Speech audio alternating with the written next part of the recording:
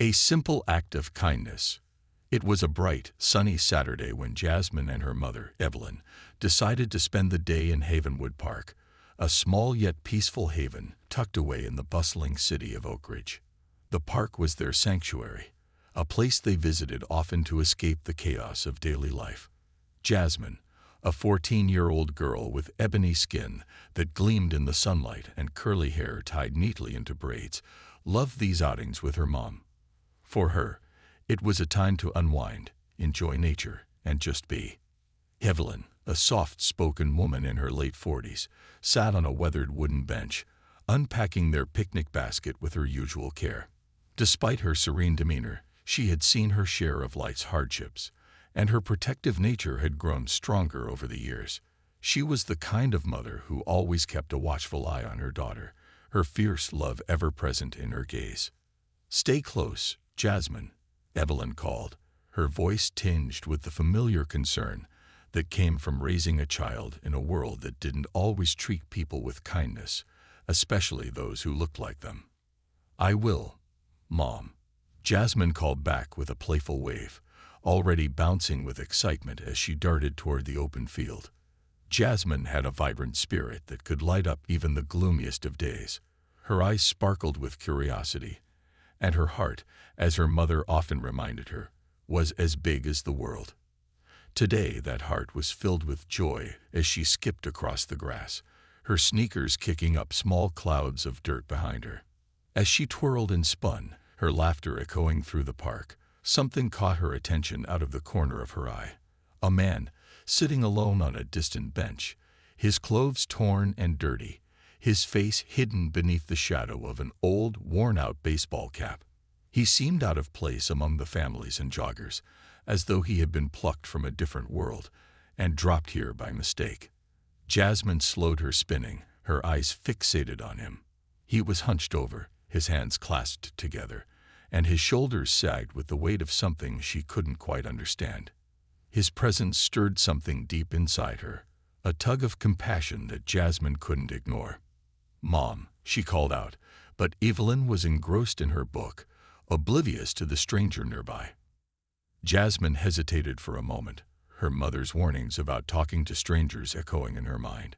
But there was something about this man, something in the way he sat so still, so quietly, that made her want to know more. She wasn't scared, she was intrigued.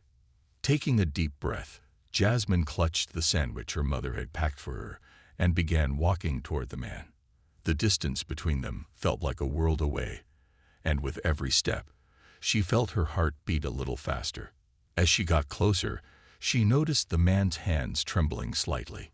His clothes were not just dirty, they were threadbare, hanging off his frame like they barely belonged to him. "Hi," Jasmine said softly when she reached the bench, her voice barely above a whisper.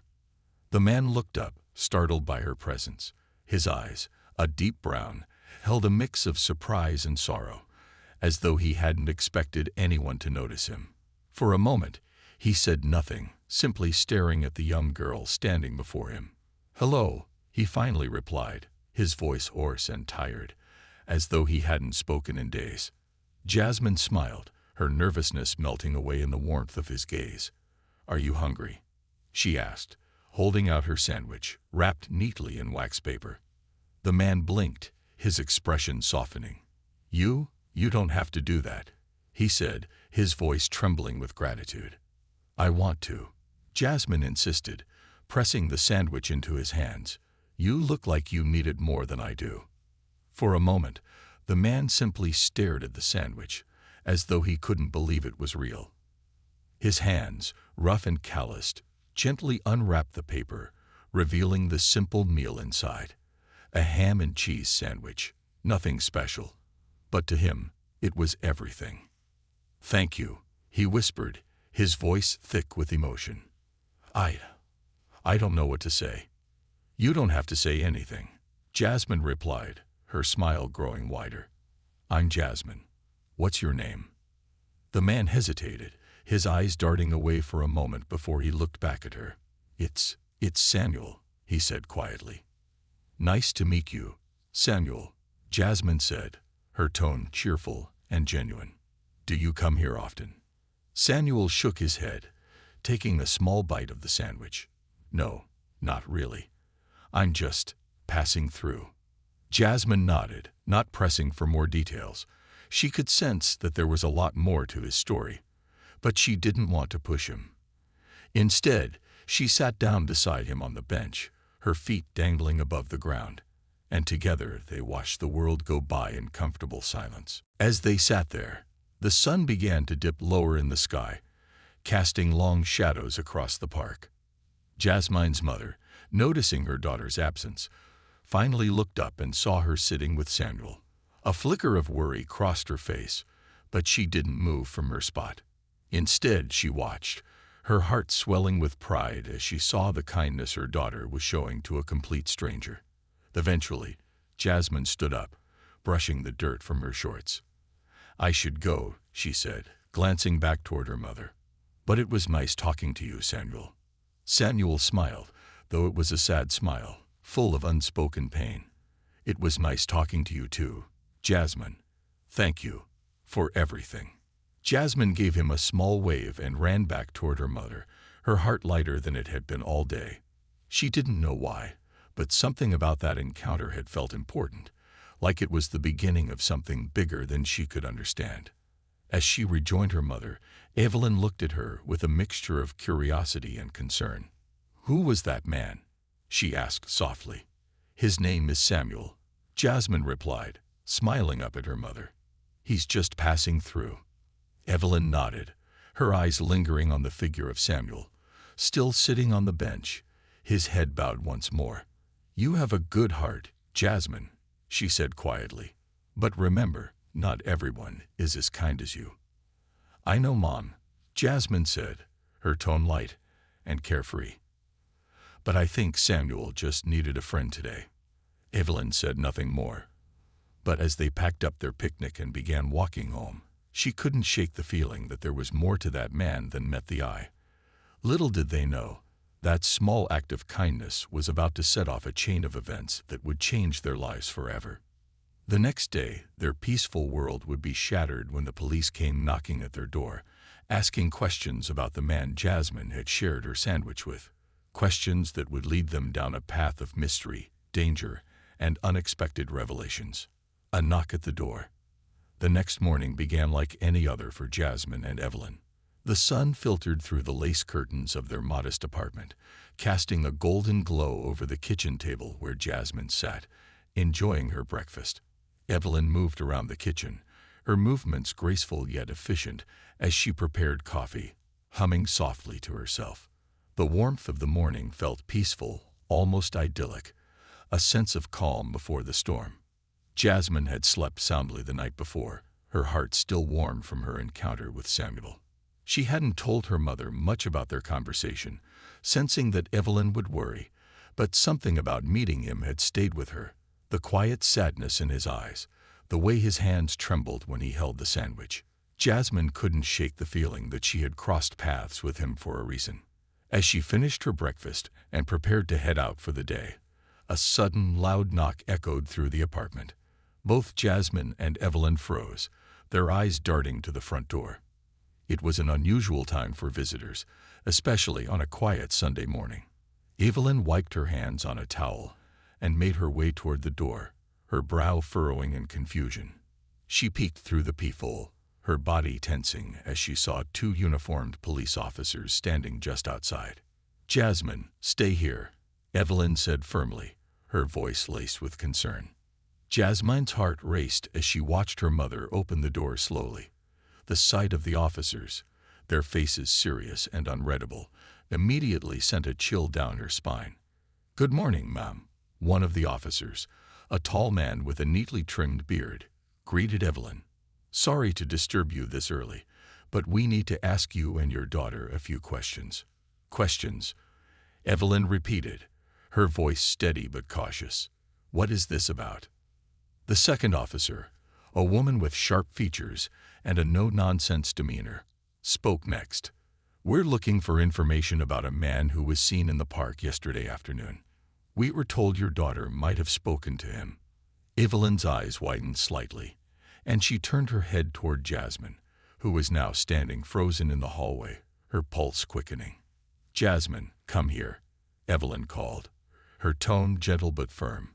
Jasmine approached slowly, her mind racing.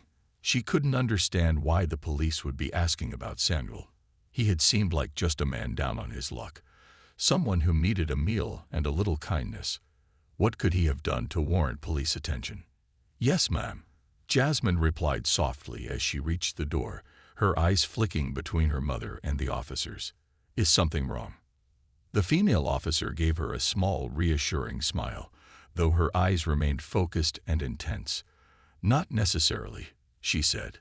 "We just need to ask you about the man you spoke to yesterday. Do you remember him?" Jasmine nodded slowly, her mind flashing back to the bench, to Samuel's sad eyes and quiet demeanor. "Yes," she said quietly. "I met him in the park. His name was Samuel." The officers exchanged a quick glance, and the male officer stepped forward. "Did he tell you anything about himself?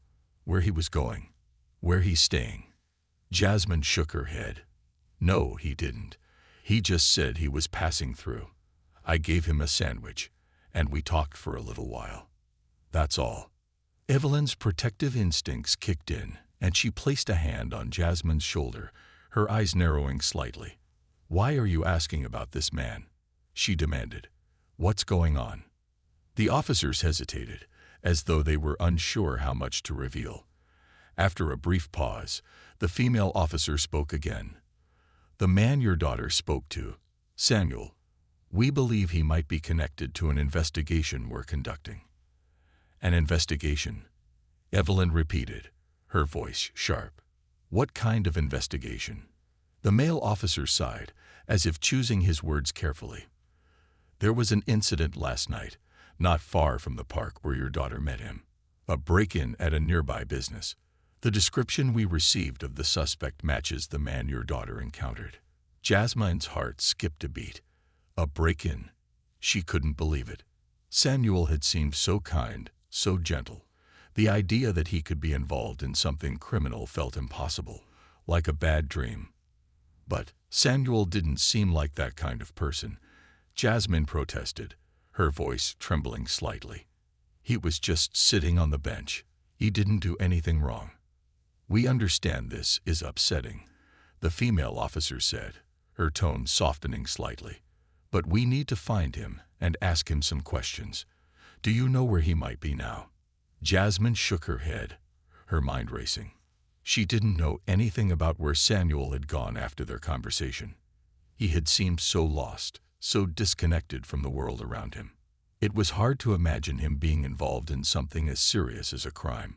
"No, I don't know," Jasmine whispered, her voice barely audible. "I wish I could help, but I don't know where he went." The male officer nodded, his expression unreadable.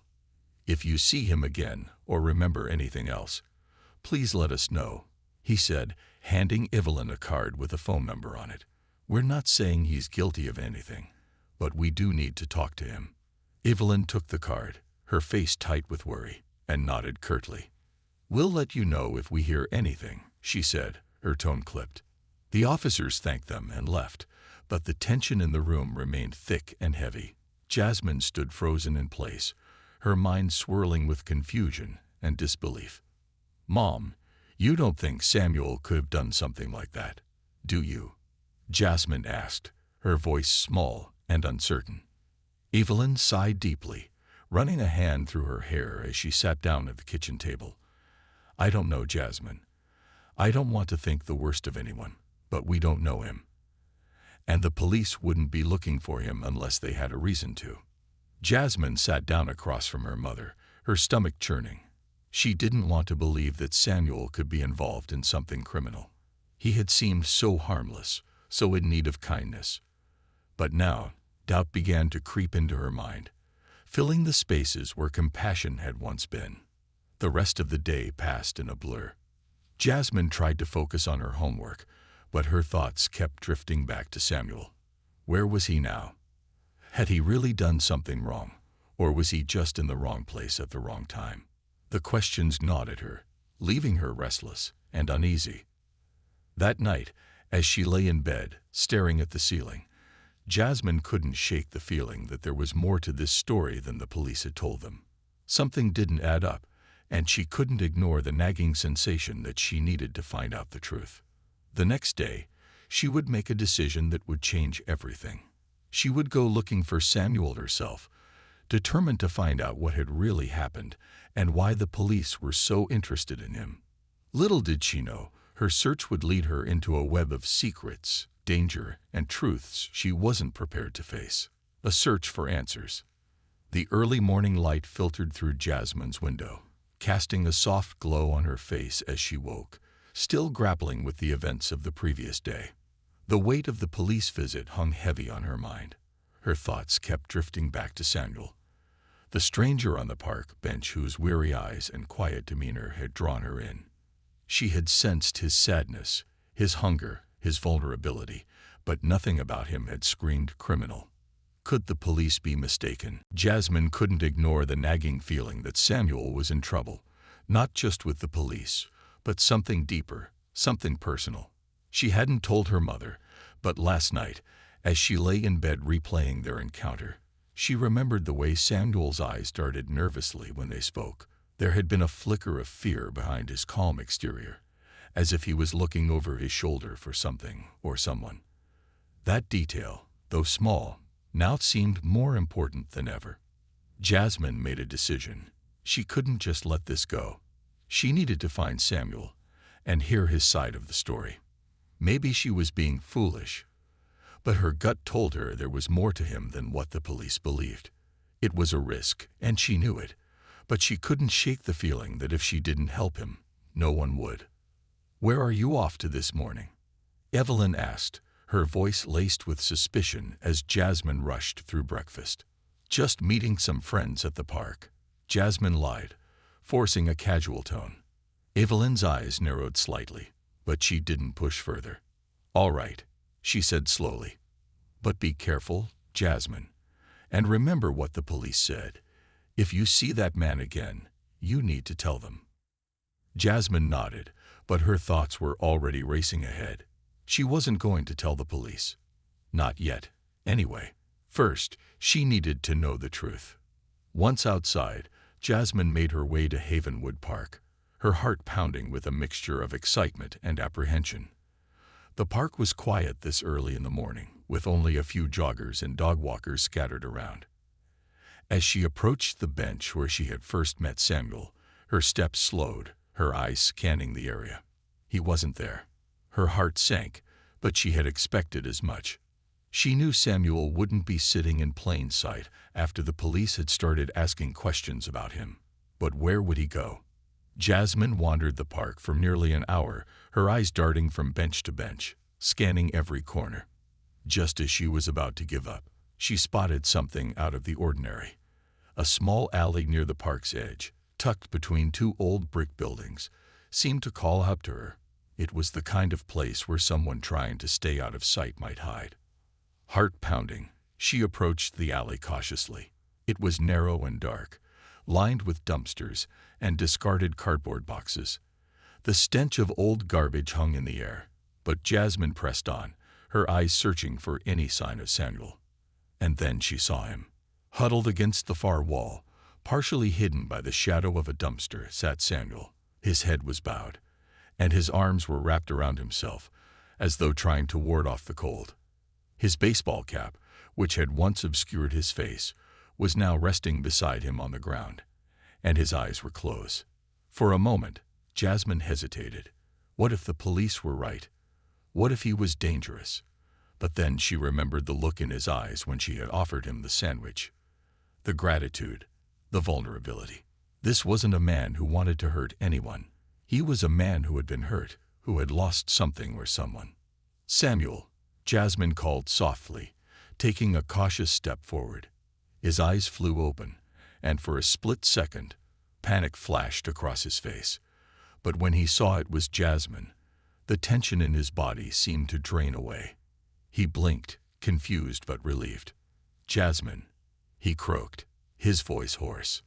Jasmine knelt down beside him, her heart aching at the sight of how much more tired and defeated he looked since the last time they had spoken. "Samuel, what's going on? Why are the police looking for you?" Samuel sighed heavily, running a hand through his unkempt hair. His shoulders slumped as though he were carrying an invisible weight. I didn't do anything wrong," he said quietly, his voice filled with exhaustion. "At least, not what they think I did." "Then why are they after you?" Jasmine pressed, her voice soft but firm.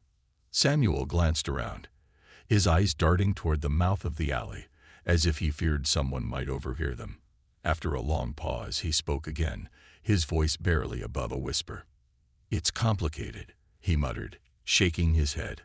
I got involved with some people who don't care about who they hurt. I made some mistakes, big mistakes. But I'm not a thief, Jasmine. I didn't break into that store." Jasmine's mind raced, trying to make sense of what he was telling her.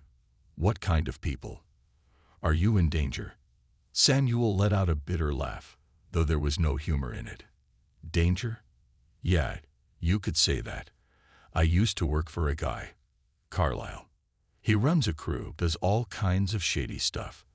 I tried to get out, but people like him, they don't just let you walk away." Jasmine's stomach churned. It all started to make sense now. The way Samuel had seemed so nervous, the way he had looked over his shoulder when they spoke. He was running, not just from the police, but from someone much more dangerous. "I didn't want to be part of it," Samuel continued, his voice thick with regret. "But when you're desperate, when you've got no other options, you do things you never thought you'd do." Jasmine listened in silence, her heart breaking for Samuel. She could see the pain in his eyes, the guilt weighing him down. He wasn't a bad person. He was someone who had been backed into a corner, forced to make impossible choices. "What about the break-in?" Jasmine asked gently. "The police think you did it." Samuel shook his head vigorously. "I swear I didn't. But I know who did. Carlisle's men. They're the ones pulling the strings. They must have used me as a scapegoat, knowing I'd be the easiest target for the cops." Jasmine felt a wave of anger wash over her. It wasn't fair. Samuel had tried to leave that life behind, but now he was being hunted for something he didn't even do. "Why don't you go to the police and tell them the truth?" she asked. "Maybe they can help you." Samuel's eyes darkened, and he let out a bitter chuckle. "The police? You really think they'll believe a guy like me over someone like Carlisle? I've got no proof, and Carlisle's got half the city in his pocket. Going to the cops would just make things worse." Jasmine's mind raced. She didn't know much about the criminal underworld, but she knew enough to realize Samuel was in serious trouble. He couldn't go to the police, but he couldn't keep hiding forever either. Sooner or later, Carlisle's men would find him, or the police would catch up with him, and either way, it wouldn't end well. "We have to do something," Jasmine said, determination hardening her voice. "There has to be a way to clear your name, to get you out of this." Samuel looked at her, a flicker of hope in his eyes, but it quickly faded. "I appreciate it, kid, but there's nothing you can do. This is my mess. I don't want you getting involved. You've already done more for me than anyone else has in a long time." But Jasmine wasn't about to give up. She wasn't sure what to do yet, but she knew she couldn't just walk away, not when someone's life was on the line. "Just stay here for now," Jasmine said, standing up. "I'll figure something out. I promise." Samuel didn't argue, though he looked skeptical. "Be careful, Jasmine. These people, they're dangerous." "I will," Jasmine replied, though her mind was already racing with plans. She had to help Samuel, but she would need more information. And there was only one place she could think of to get it: the police. As she left the alley, her heart pounding with both fear and determination, Jasmine knew that this was only the beginning. The deeper she got into Samuel's world, the more dangerous things would become. But she couldn't turn back now. Little did she know, her search for answers would lead her into a web of lies, betrayal, and danger far beyond anything she could have imagined. into the lion's den. The afternoon sun hung high in the sky as Jasmine made her way back home, her mind a whirlwind of thoughts and plans. She knew that confronting the police directly might not yield the results she wanted. If Samuel was right about Carlisle's influence, then she needed to find another way to help clear his name. But how? As she walked through the familiar streets of her neighborhood, an idea began to take shape. Jasmine remembered her friend Marcus, a tech-savvy classmate known for his skills in hacking and gathering information online. If anyone could help her uncover the truth about Carlisle and his operations, it was Marcus. Without wasting any time, Jasmine headed straight to Marcus's house. She arrived at a modest brick home with a neatly kept lawn, the sound of music drifting from an open window. She rang the doorbell, and after a few moments, Marcus appeared, his eyes widening in surprise at the sight of her. "Jasmine, what are you doing here?" he asked, pushing his glasses up the bridge of his nose. "I need your help, Marcus," she said earnestly. "It's important." Marcus raised an eyebrow, but stepped aside to let her in. They moved to his bedroom, a cluttered space filled with computer equipment, cables, and monitors displaying various lines of code and news feeds. "What's going on?" he asked as they settled in. Jasmine took a deep breath and began to explain everything. The encounter with Samuel, the police visit, and her discovery about Carlisle. Marcus listened intently, his expression shifting from curiosity to concern as she spoke. "So you think this guy is being framed by some criminal kingpin?" Marcus summarized, leaning back in his chair. "Yes," Jasmine confirmed. "And I think Carlisle set him up to take the fall for the break-in. I need to find proof. Something that can clear Samuel's name and expose Carlisle's operations." Marcus rubbed his chin thoughtfully. "That's a tall order, Jasmine. We're just kids. This sounds dangerous." "I know it is," she admitted, her eyes pleading. "But I can't just do nothing. Samuel needs help, and the police won't believe him without evidence. You're the only person I know who can dig up the kind of information we need." Marcus sighed, glancing at his array of computers. "All right," he said reluctantly. "I'll see what I can find. But we have to be careful. People like Carlisle don't play games." "Thank you," Jasmine said, relief washing over her. "I promise I'll be careful." Marcus began typing furiously on his keyboard, accessing databases and forums that Jasmine had no idea existed. As he worked, she watched the screens, lines of code, and encrypted messages flashing by. "First, let's see what we can find on Carlisle," Marcus muttered. "Real name: Carlisle Bennett. Known associations with various criminal activities. Drug trafficking, extortion, money laundering. He's managed to avoid any serious convictions, probably due to lack of evidence, and, as you said, influence over certain officials." Jasmine leaned forward. "Can you find any connection between him and the break-in?" "Working on it," Marcus replied, his fingers flying over the keyboard. "Ah, here we go. There's chatter on some underground forums about a job that went down the night of the break-in. Apparently, Carlisle's crew was involved, but they pinned it on a fall guy to divert attention." "That must be Samuel," Jasmine said. "Could be," Marcus agreed. "Wait, there's more. I found a surveillance video from a nearby traffic camera around the time of the break-in. Let's see if we can access it." He tapped a few more keys, and a grainy video feed appeared on one of the monitors. It showed a darkened street, the timestamp matching the night in question. They watched as a black van pulled up to a storefront, and several figures emerged, their faces obscured by masks. "Can you enhance it?" Jasmine asked. "I'm trying," Marcus said, adjusting the image. "It's not great quality, but wait, look at this." He zoomed in on one of the figures, and though the face was hidden, a distinctive tattoo on the man's neck became visible, a serpent entwined around a dagger. "That's Carlisle's symbol," Marcus explained. "His crew members all have that tattoo." "So this proves his men were there," Jasmine said excitedly. "If we can get this to the police, Hold on, Marcus interrupted. It's not that simple. This video was obtained illegally. If we present it to the police, they'll question how we got it, and it might not be admissible as evidence. Jasmine's shoulders slumped. Then what do we do? Marcus thought for a moment.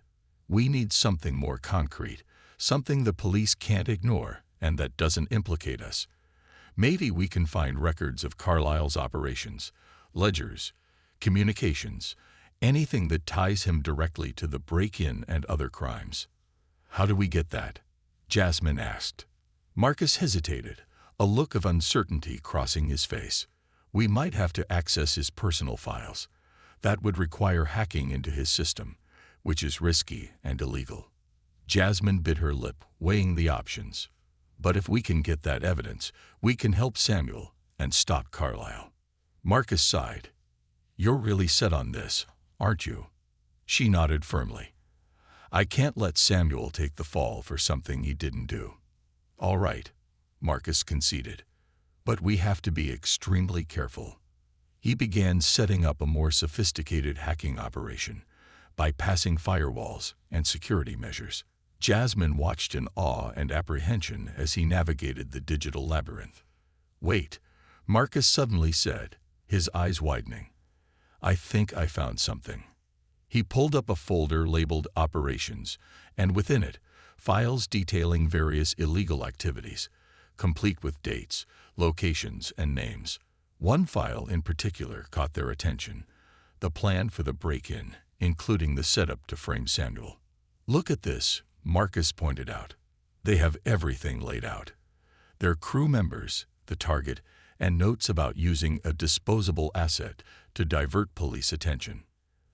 That's Samuel, Jasmine whispered, her heart pounding. This is the proof we need, Marcus said.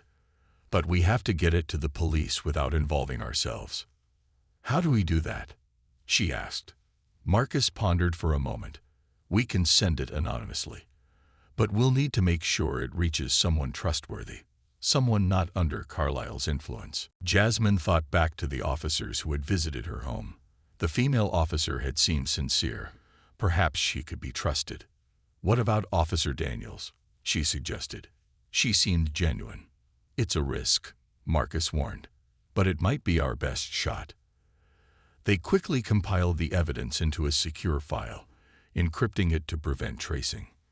Marcus drafted an anonymous email, attaching the files and including a message explaining that Samuel was innocent and being framed by Carlisle. Are you sure about this? Marcus asked one last time before hitting send. Yes, Jasmine affirmed, determination shining in her eyes. With a click, the email was sent, and there was nothing left to do but wait. That evening, Jasmine returned home, the weight of their actions heavy on her shoulders. She tried to act normal around her mother, but Evelyn sensed something was amiss. Everything okay, sweetie? Evelyn asked as they sat down for dinner. Yeah, just a lot on my mind, Jasmine replied, avoiding eye contact. Evelyn reached across the table and placed a hand on Jasmine's. You know you can talk to me about anything, right? Jasmine looked up, meeting her mother's concerned gaze. For a moment, she considered telling her everything, but she decided against it. She didn't want to worry her or put her in danger. I know, Mom, she said with a small smile.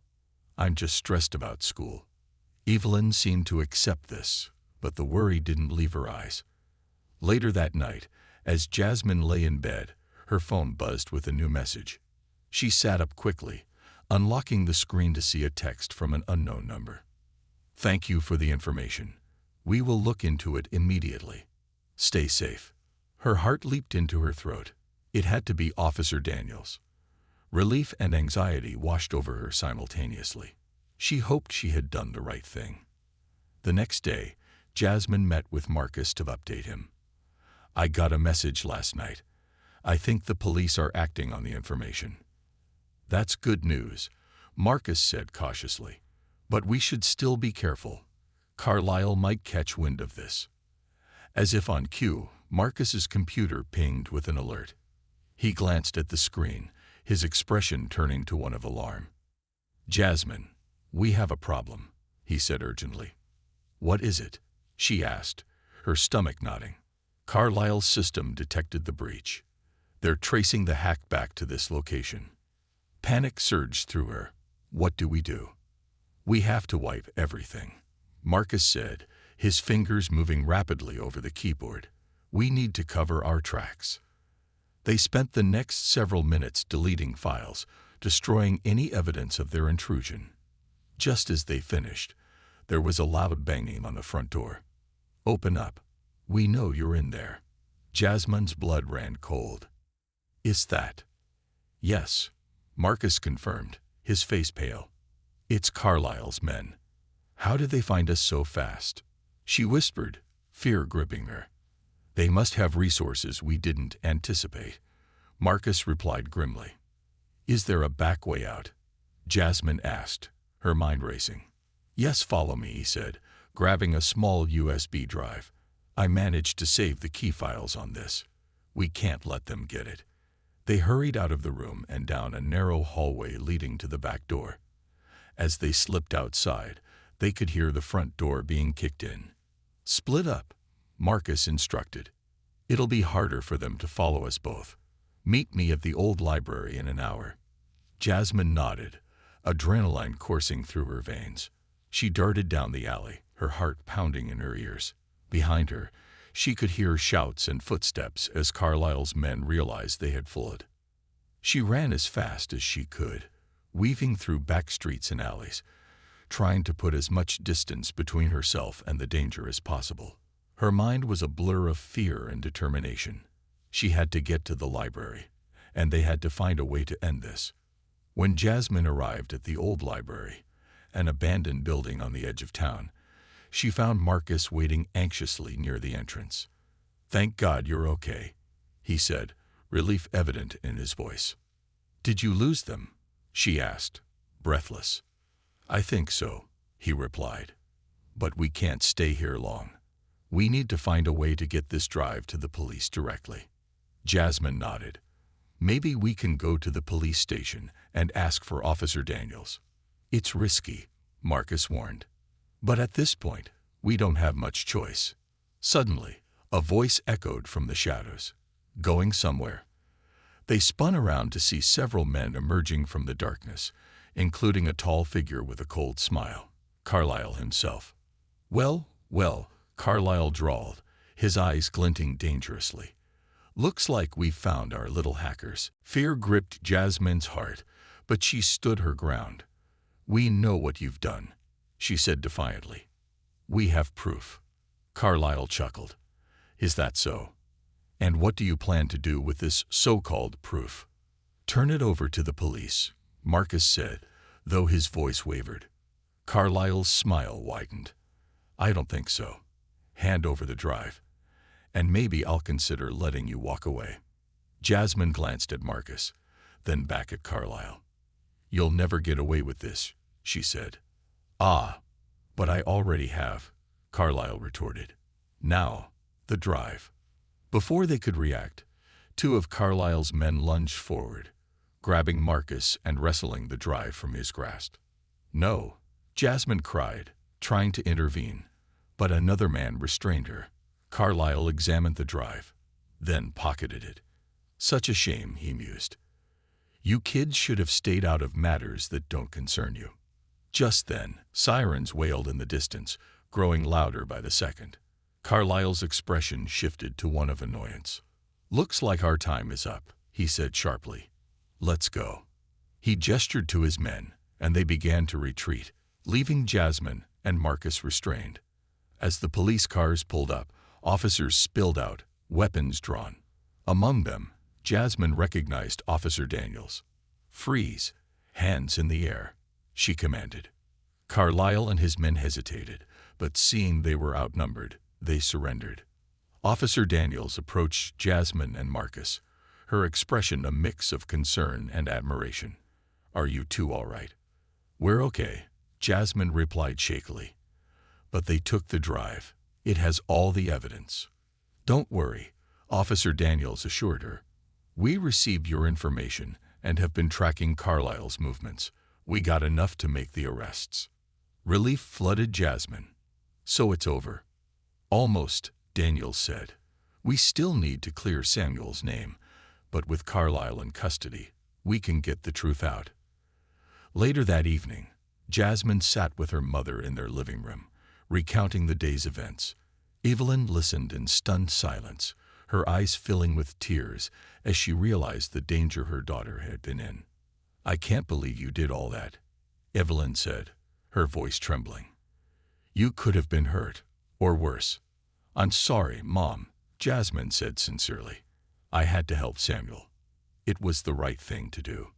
Evelyn hugged her tightly. I'm proud of you for wanting to help, but promise me you'll never take such risks again. I promise, Jasmine whispered, hugging her mother back. A few days later, news broke that Samuel had been cleared of all charges, thanks to the evidence against Carlisle and his confession to framing Samuel. Jasmine visited Samuel, finding him at a local shelter where he was starting to rebuild his life. Jasmine, he greeted her with a warm smile. I heard what you did. I can't thank you enough. She smiled back. I just wanted to help. Samuel nodded, his eyes reflecting gratitude and a newfound hope. You did more than that. You gave me a second chance. As they parted ways, Jasmine felt a sense of fulfillment. She had faced danger and uncertainty, but in the end, her actions had made a difference. It was a lesson in courage, friendship, and the impact one person could have when they chose to stand up for what was right. But as she walked away, she couldn't shake the feeling that this was just one battle in a much larger struggle, a realization that sometimes the fight for justice was ongoing, and there were always more people in need of help. The ripple effect. The days following Carlisle's arrest brought a strange sense of both relief and uncertainty to Jasmine's life. The immediate danger had passed, and Samuel was finally free. But the experience had left Jasmine with lingering questions that tugged at her conscience even as she tried to move on. Carlisle's empire of corruption might have crumbled in the wake of his arrest, but she knew the world didn't change overnight. There were others like him out there, others who would continue to exploit the vulnerable unless someone stepped in. Sitting at her kitchen table one evening, Jasmine couldn't shake the feeling that she had crossed a threshold. The thrill of bringing down someone as powerful as Carlisle had left her with an undeniable realization. She could make a difference. That knowledge was both empowering and terrifying. She had stood up to something much bigger than herself, and in doing so, she had changed the course of one man's life. But now what? You're quiet tonight, Evelyn remarked, studying her daughter from across the table. They were eating dinner, but Jasmine had barely touched her food. She was lost in thought, her fork idly poking at her mashed potatoes. Sorry, Mom, Jasmine muttered, trying to snap herself out of her daze. Just thinking. Evelyn smiled softly, though her eyes were still filled with worry.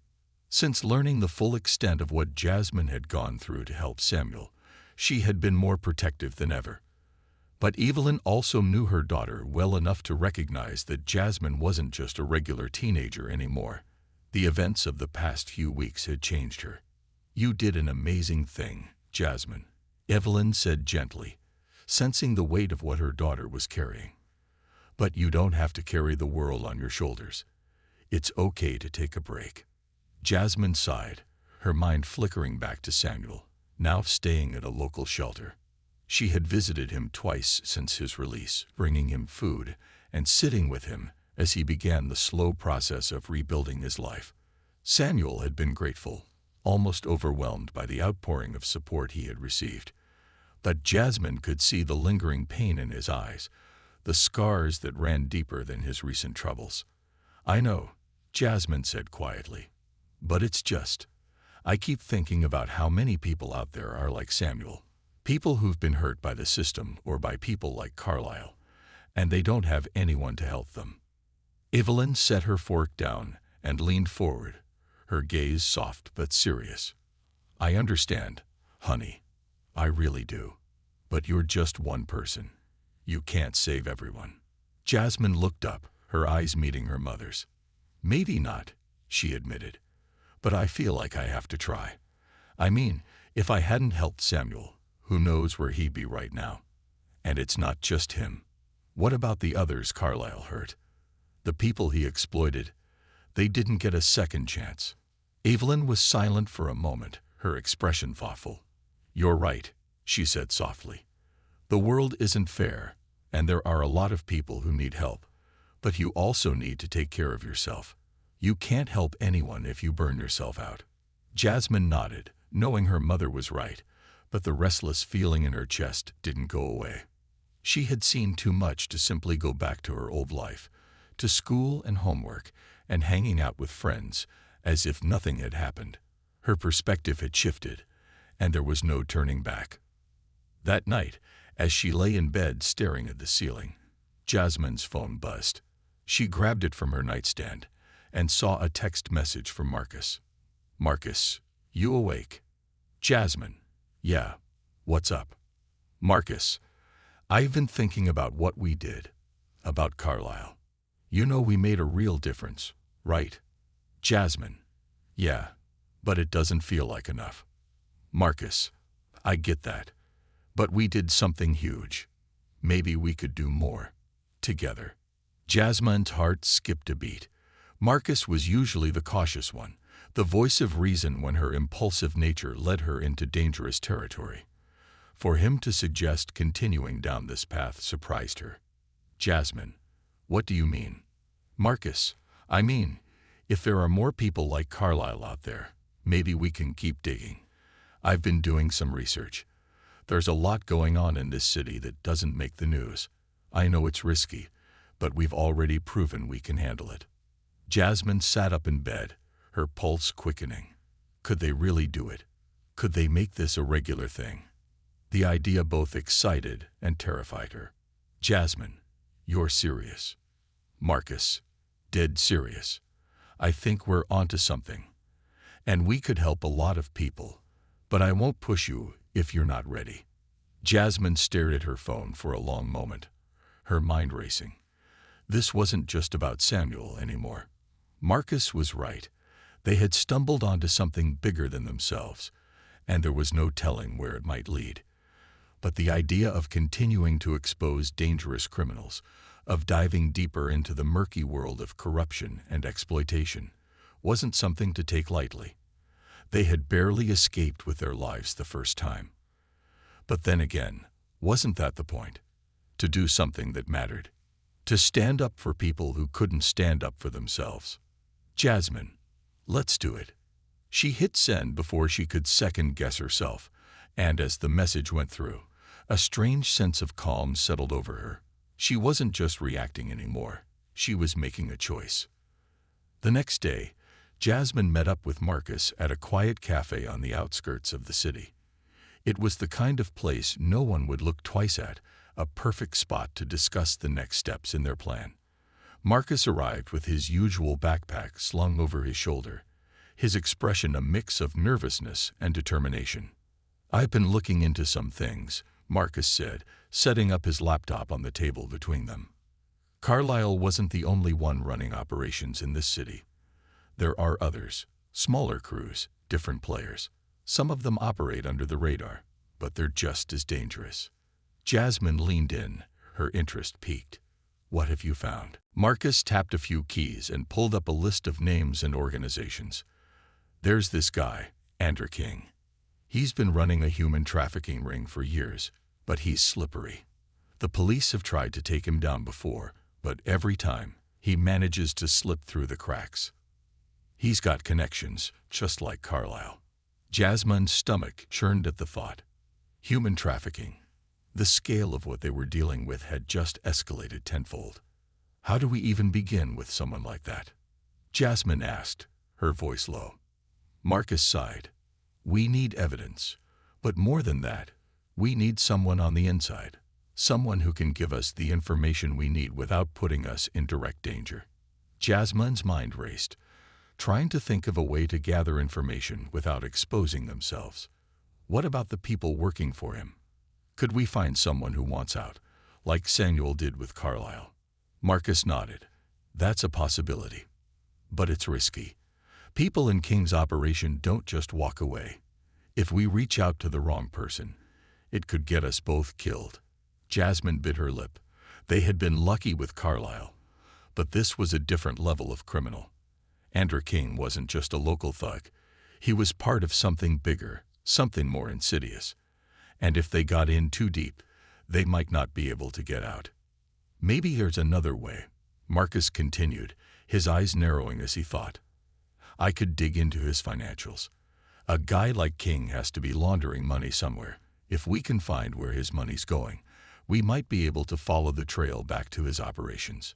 Jasmine nodded, her heart pounding. That sounds like a good start. But we need to be careful. If he finds out we're looking into him. I know, Marcus said, his expression serious. We'll take it slow. But we can't let fear stop us.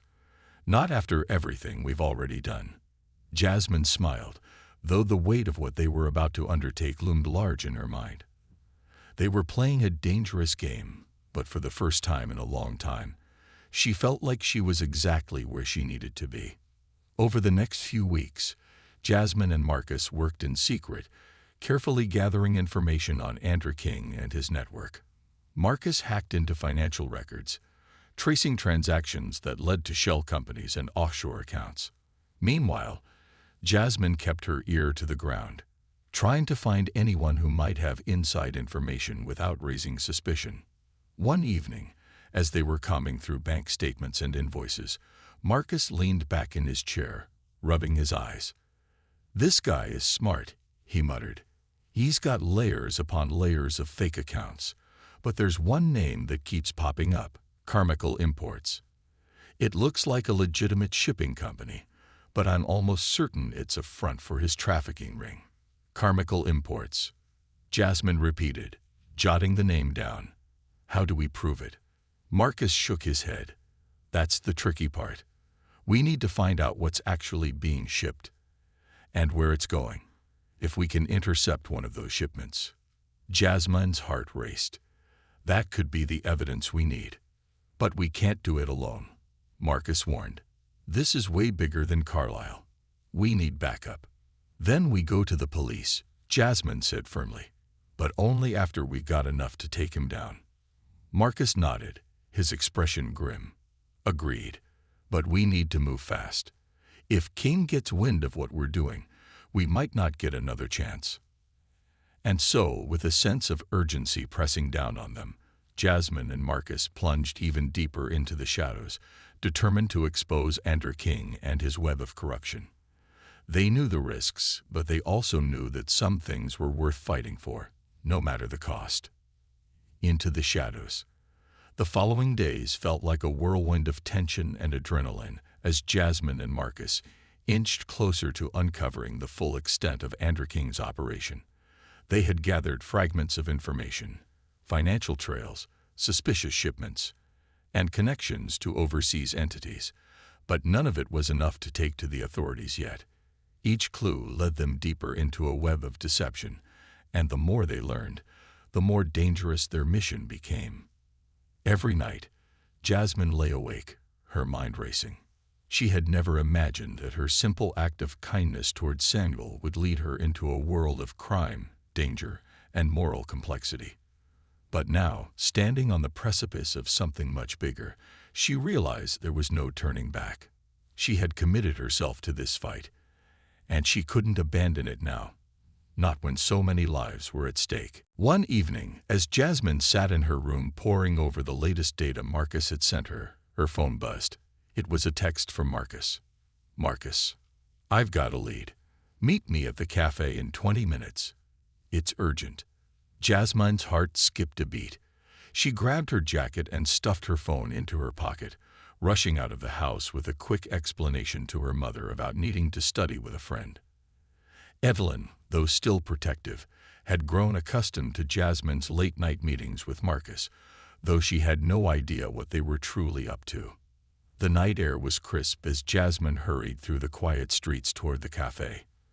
When she arrived, Marcus was already sitting at their usual table, his laptop open in front of him, and a serious expression on his face. The tension in the air was palpable. "What did you find?" Jasmine asked, sliding into the seat across from him. Marcus glanced around the cafe, ensuring no one was within earshot, before turning his laptop screen toward her. "Remember how we've been tracking those shipments linked to Carmichael Imports?" he said quietly. Jasmine nodded. "Yeah, the ones we think are part of King's trafficking ring." "Right," Marcus continued. "Well, I found something that changes everything." He pulled up a series of emails, encrypted communications between Carmichael Imports and an overseas supplier. "These are instructions for a shipment coming in tomorrow night. It's labeled as medical supplies, but the coding and the destination don't match up. This is it, Jasmine. This is the shipment we've been looking for." Jasmine's pulse quickened. "How do you know it's connected to King?" Marcus clicked on another file, showing a financial transfer linked to one of King's offshore accounts. This payment was made 2 days ago, right before the shipment was finalized. King's laundering money through this deal. Whatever's coming in tomorrow isn't medical supplies. It's people. The realization hit Jasmine like a punch to the gut. Human trafficking had always felt like a distant, almost abstract crime, but now it was real. These were human lives being bought and sold, and Andrew King was at the center of it. "What do we do?" Jasmine whispered, her voice trembling with a mix of fear and resolve. "We need to stop that shipment," Marcus said, his tone urgent. "But we can't do it alone. This is bigger than anything we've handled before. We need the police involved." Jasmine nodded, knowing he was right. "Do you think Officer Daniels will help us again?" "She has to," Marcus replied. "We have enough evidence now. If we give this to her, she can launch a raid and intercept the shipment before it reaches its destination." But even as Marcus said the words, Jasmine could feel the weight of doubt pressing down on them. The last time they had involved the police, it had been a close call. Carlyle had nearly escaped, and his men had come after them. If they weren't careful, this could go sideways fast. And this time, the stakes were even higher. "All right," Jasmine said, determination settling over her. "Let's do it. But we have to be smart about this. King has people everywhere, and if he finds out we're onto him, it won't just be the shipment that's at risk. It'll be us too." Marcus agreed, his expression serious. "I'll reach out to Officer Daniels anonymously again. We'll give her everything we have and tell her where to find the shipment. But after that, we need to stay out of sight. If King figures out we're involved, we're as good as dead."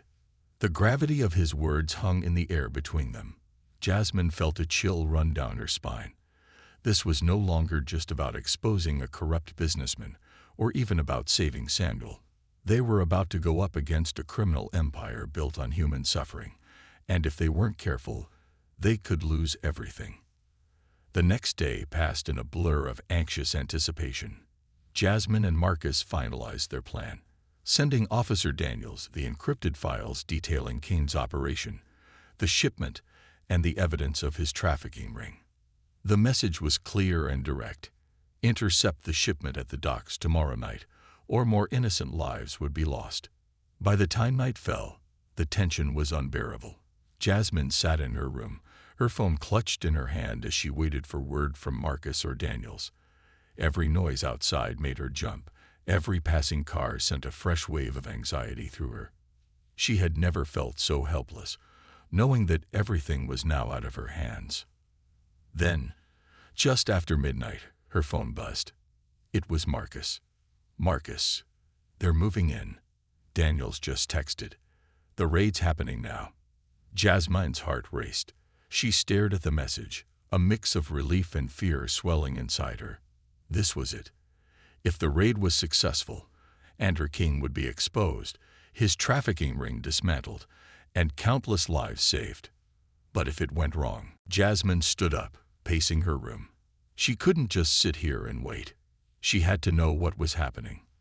Without thinking, she grabbed her jacket and hurried out of the house, her pulse pounding in her ears.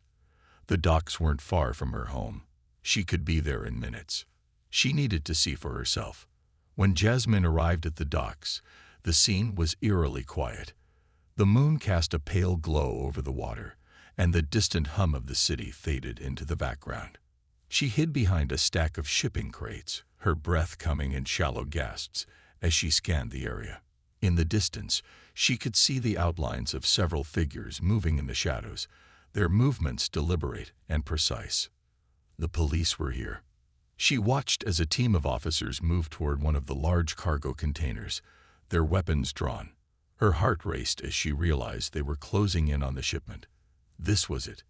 Any moment now, they would open the container and... Hey! Jasmine spun around, her heart leaping into her throat. A man stood behind her, his face partially obscured by the shadows. He wore dark clothes and had a gun strapped to his side. "You shouldn't be here," he growled, stepping closer. Panic surged through Jasmine's veins. She recognized the man. He was one of Andrew King's enforcers. She had seen his picture in the files Marcus had pulled up. He wasn't supposed to be here. Had King known about the raid? Before Jasmine could react, the man lunged at her, grabbing her arm. She struggled, trying to break free, but his grip was too strong. Fear surged through her as she realized how dire her situation was. If King's men had found her, they would do whatever it took to keep their operation hidden, including silencing her. "Let go of me," Jasmine cried, kicking at the man's legs. But he tightened his grip, dragging her toward a nearby car. "Shut up," he hissed. "You've seen too much." Jasmine's mind raced. She couldn't let him take her. She had to escape. With a burst of adrenaline, she swung her free arm, hitting him in the face. The man grunted, loosening his grip just enough for her to slip free. Without looking back, Jasmine ran. Her legs pumped furiously as she darted between the shipping crates, her breath coming in ragged gasps. Behind her, she could hear the man shouting, his footsteps pounding against the ground as he chased her. "Stop," he yelled. "You won't get away." But Jasmine didn't stop. She couldn't. She had to find the police. She had to warn them that King's men were here, that the operation was compromised. Her heart pounded in her chest as she rounded a corner, nearly colliding with a group of officers. "Help!" she cried, stumbling to a stop in front of them.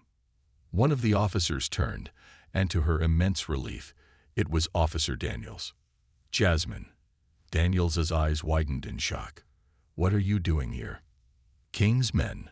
They're here," Jasmine gasped, struggling to catch her breath. "One of them tried to grab me." Daniels's face hardened. "Get her to safety," she ordered one of the other officers. "And watch her back. We've got this." As the officer led Jasmine away from the action, she couldn't help but look back. The police were closing in on the cargo container, their guns drawn. The door creaked open, and Jasmine held her breath, praying that they were in time.